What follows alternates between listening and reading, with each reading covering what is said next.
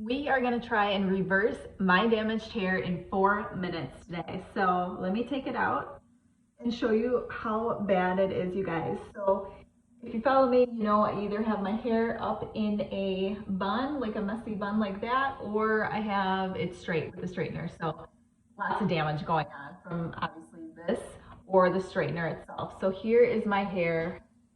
It's a lot, definitely a lot.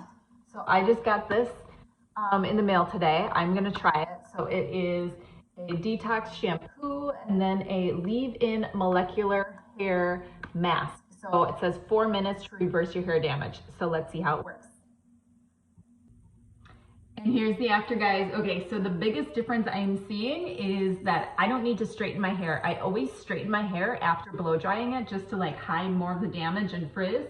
I don't have any frizz, especially on my ends, which is amazing. So I'm gonna take it below, guys. I absolutely love this product.